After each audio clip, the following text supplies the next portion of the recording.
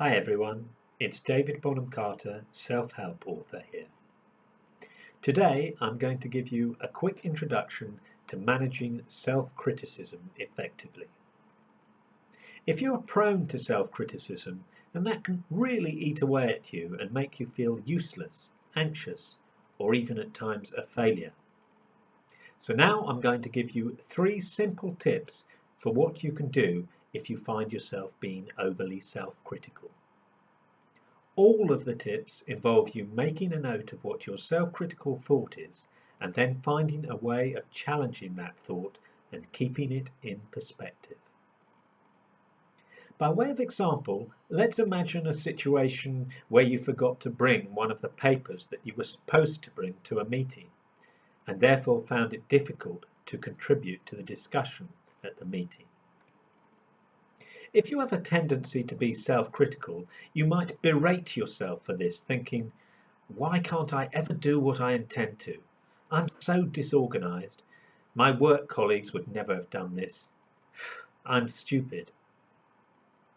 This kind of heavy self-criticism is likely to make you feel annoyed with yourself, frustrated, and stressed. So what can you do? Here are 3 things you can do to help you deal with that self-critical thought and keep it in a better perspective. Tip number 1.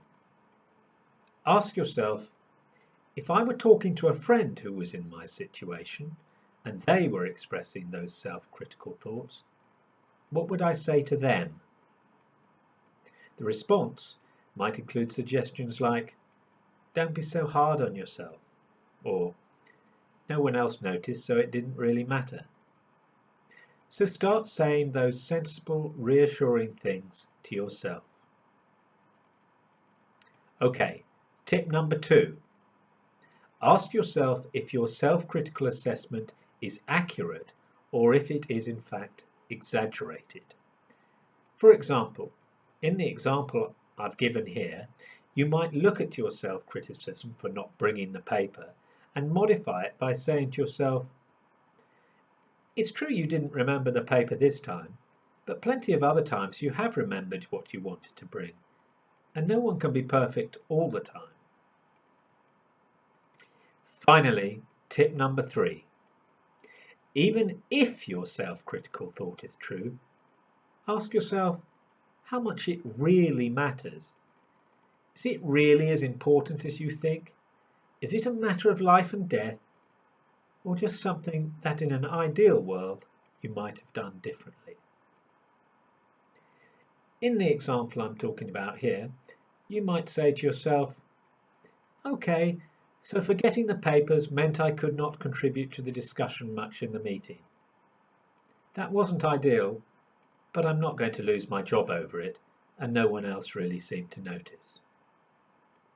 So, summarising the 3 tips I've just given, we have: number 1, ask yourself what a friend would say.